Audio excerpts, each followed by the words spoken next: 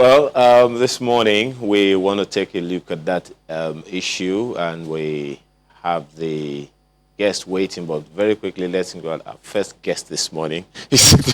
Yeah, that's the person you have waiting actually. Not this way. Good morning, Nigerians. Yeah. Oh yes, indeed. Yeah, good to be here. But I think Lagos the authorities have got to do something about announcing whether or not they're extending the lockdown. Lots of people are asking questions, and as a result of that, you see so many on the streets just trying to go about the activities if they can't get any information as to help them plan ahead. But I mean, there's every likelihood that it will be extended, but they need to let them know in good time. And I think that's it's something that's very, very troubling, which is why, uncertainty usually creates a lot of noise, which is why we have the Commissioner of Police in Ogun State, Mr. Kenneth Brimson, joining us this morning. Thank you so much for joining us. There's this fad all over the place, and a lot of noise going on about robberies and all of that in Ogun State. Could you please give us an update so people know exactly what's going on from your perspective?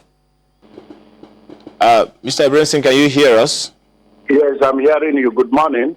Good morning. Yes, sir. We would like to take your perspective of what's going on right now in Ogun State. A lot of people are calling for help, sending audio messages, sending video messages, asking that the police should come to their aid because they are being robbed at day and at night. How do you respond to that? Good morning. Thank you. I think we are dealing with issues of apprehension.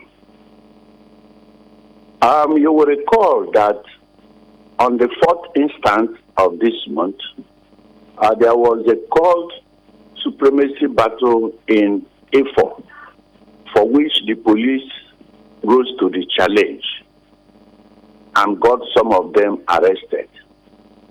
Thereafter, this snowballed onto areas of Agbado, Ijoko, Ota, and we put a formidable team to go after the cultists. And ever since that time, we have been making arrests. And people have been calling. There's no day I don't receive close to 100 calls. And majorly, most of them are false alarm. Yesterday, I went on the spot assessment of Ota, of E4, of Agbado, Ijoko. And from the crime statistics I got from those areas, there's no one single person that has reported of being attacked, of being robbed, or being kidnapped. At a point, I had to tell the DPO Agbado to do a random sampling. Let him try as much as possible to go from house to house as he can and find out whether he will get any victim. There's no victim. There's nobody that has reported any crime. So I think the social media are dishing out tears.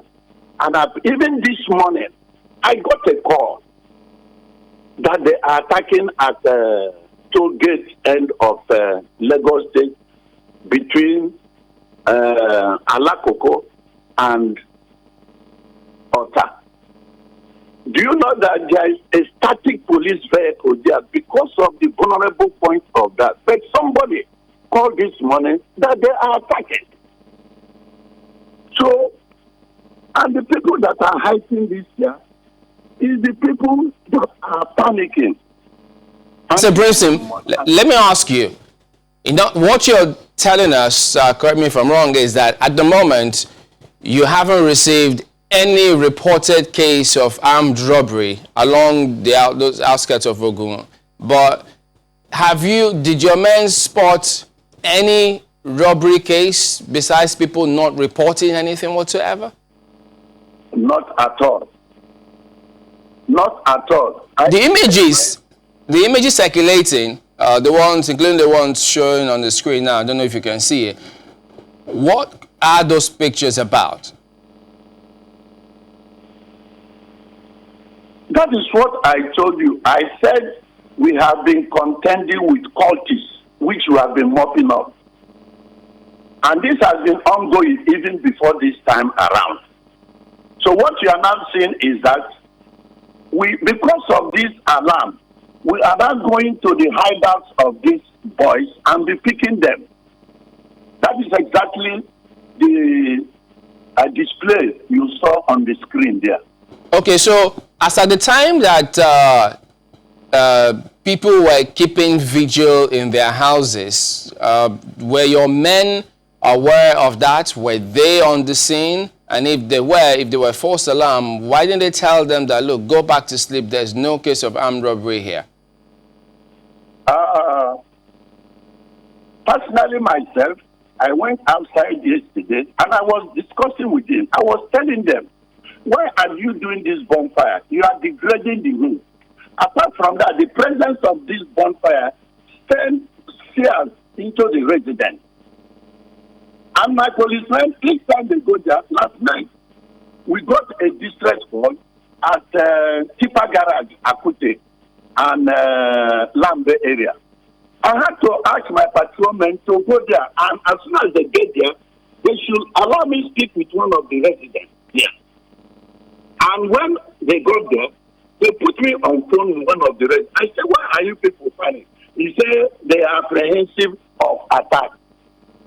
So when we receive these calls, we draft our men. And most time we use Aberdeen system to cover the area, moving from one point to the other, from street to street.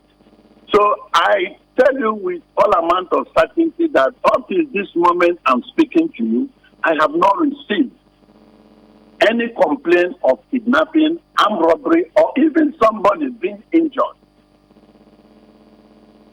You said kidnapping, and I'd like to just mention that. Hello? Armed robbery. No, I'm just trying to package all the crimes that are likely to come to the front burner. Okay. Now, we have it on good authority that Friday/Saturday, a lot of people kept vigil. Saturday/Sunday, a lot of people kept vigil. Even Sunday till this moment, a lot of people kept vigil around Agbado. You mentioned Ijoko, even that area, Songo, and other areas in Ogun State. So we have people that have serious concerns beyond social media, people giving us account of what they had to go through. Yet you say there was no robbery, no form of robbery whatsoever in these areas. How do we have such disconnect? We are giving too much attention to those spreading the fear. If there's any robbery without fear of contradiction, I will let you know. Personally, I went round yesterday. The same bonfire, nobody can come out and tell you now that it's wrong. So we are dealing much with fears, and that is why we are embarking on fear reduction patrol. The fear alone is creating much panic. So we have decided to be going on street-to-street patrol, patrolling areas and communities, putting our men physically on the street. I'd like to ask you, now there are reports of different gangs. They call themselves maybe Awawa Boys, 1 Million Boys. Are you aware of these gangs? These gangs are nothing short of cultists. We have Federal Boys, we have Sahara Boys, we have Wete Boys, we have Talon Temple Boys. That these boys from time to time move around communities and terrorize residents in those areas? What I am telling you is that these boys, as soon as we get distress call, and we don't even depend on that distress call, we move further than that to search the surrounding areas, the hideouts, their initiation points, and see where we can mop them up. And sometimes we give them a chase. It's not only based on the reports from the community. We have been on this before this time around. It's just that the lockdown came to heighten this situation. We have been on the trail of these boys and we have been making arrests, recovering weapons and other dangerous equipment from them. So are you saying that the lockdown heightened, the terror they unleash on people? Is that what you're saying? I've never said anybody is unleashing terror. Please get me clearly. I said the lockdown, where people are sitting, they are not going out, goes a long way to heighten this. Everybody will gather around. They are doing not to stay in the house. Somebody will just send a call. He will not tell him, robbers are attacking somewhere, robbers are attacking somewhere. That's why we not send that same call out without verifying the source. I understand. What I'm trying to get is, now you have agreed that these gangs indeed exist. I mean, across, you say you go to their hideouts. I'm just wondering, these gangs, do they just hold solidarity walks around and just, move around communities, or they actually go around causing harm? Do you have that on good authority? That's what I'm trying to find out. They don't go there. They must have gone in hiding, and when we get such information, we go after them. They cannot come in the daytime and be brandishing weapons.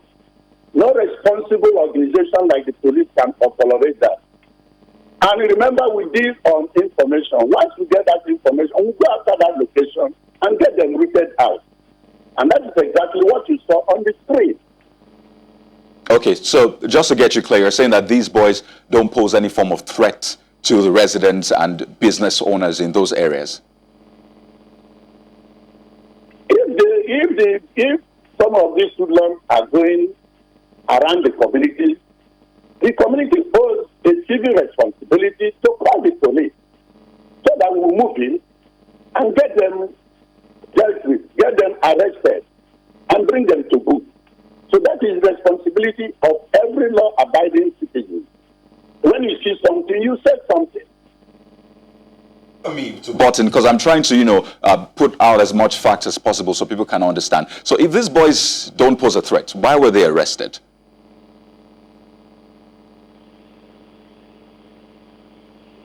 If people who are not supposed to go with arms are going about the community sees them and calls the police, police will go after them.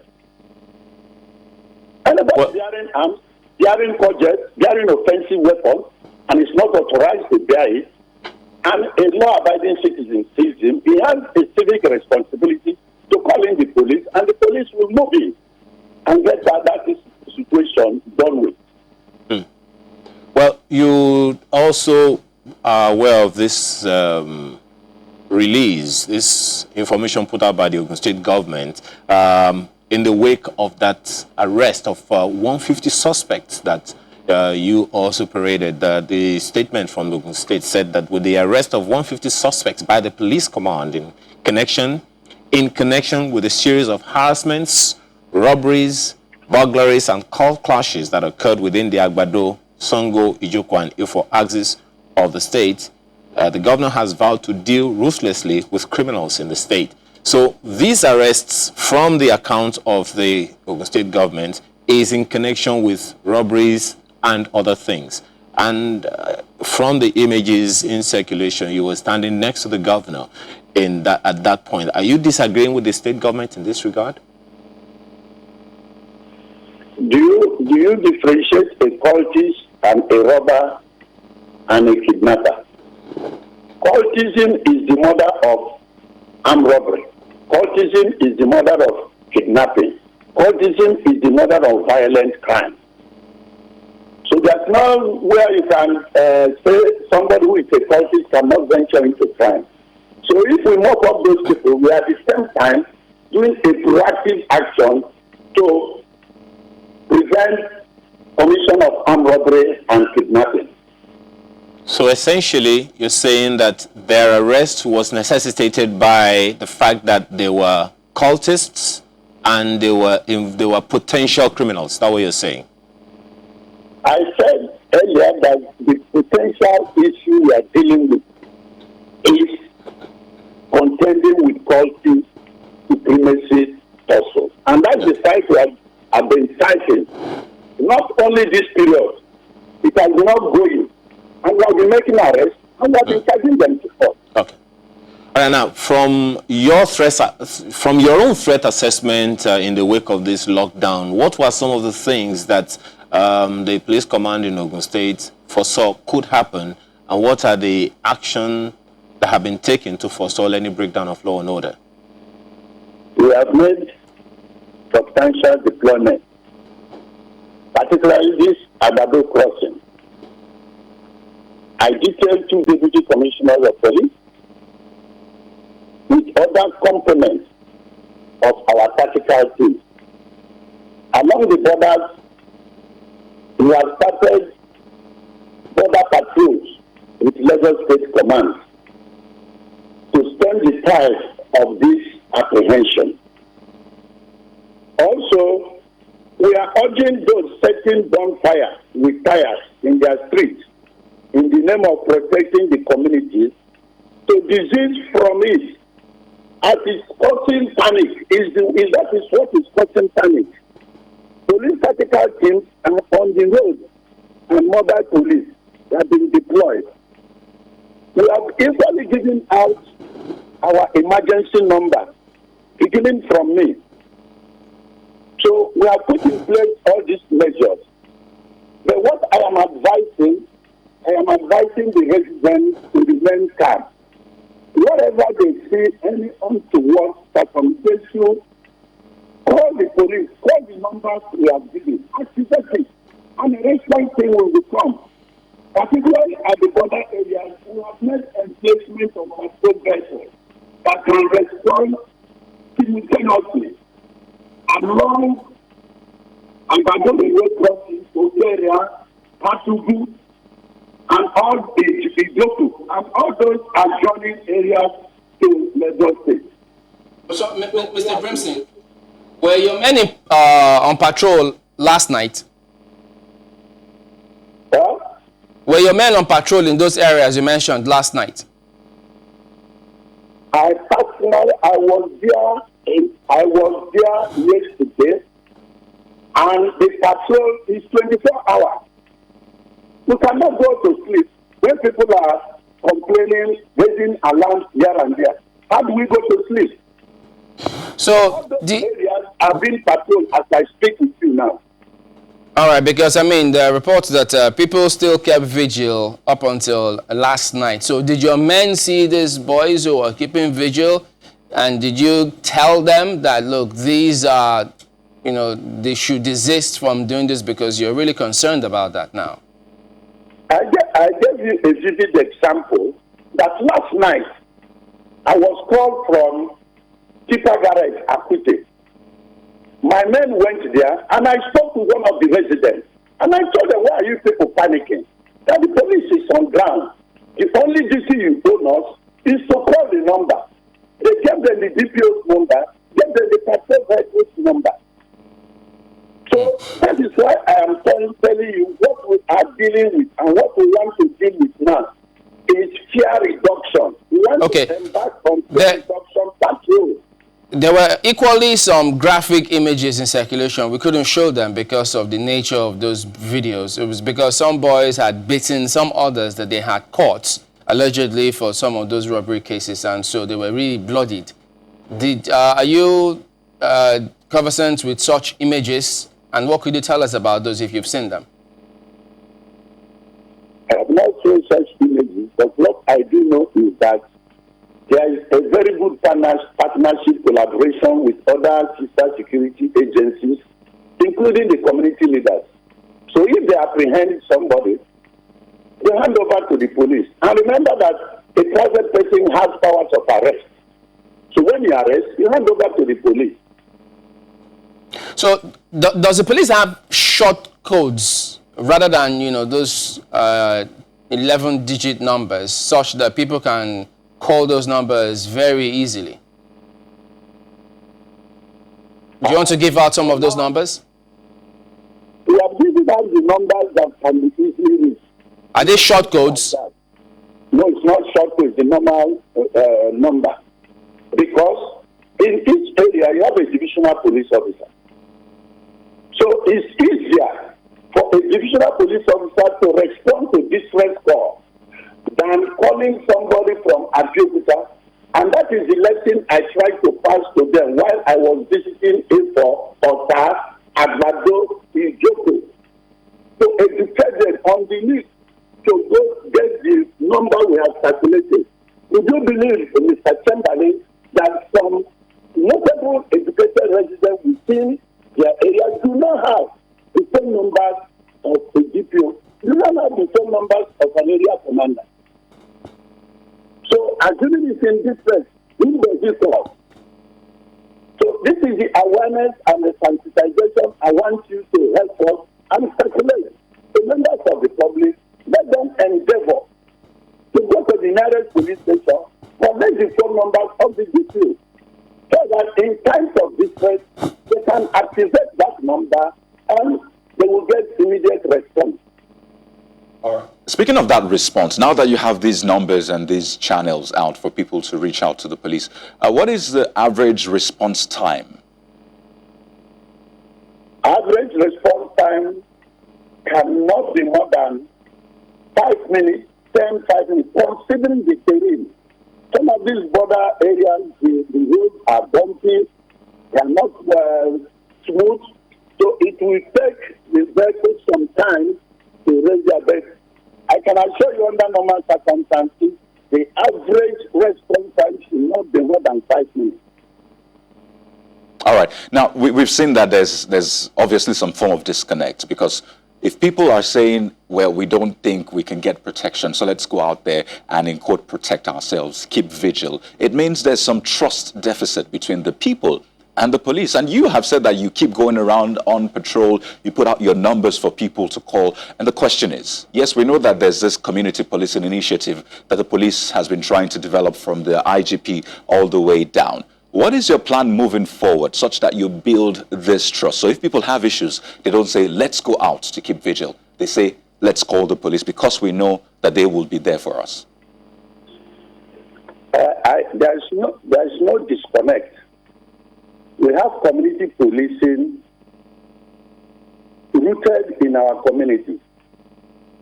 The PCRC, the critical stakeholders, have been sensitizing members of the public on the need to get closer to the police. And that we have been doing. And again, if they decide to be on vigil, out of apprehension, and police will come, patrol their area, speak to them, and they still insist on staying there, the police can only advise them that they are on ground. Don't panic. So that is the issue I am telling you, that we are dealing mainly with apprehension, fear apprehension.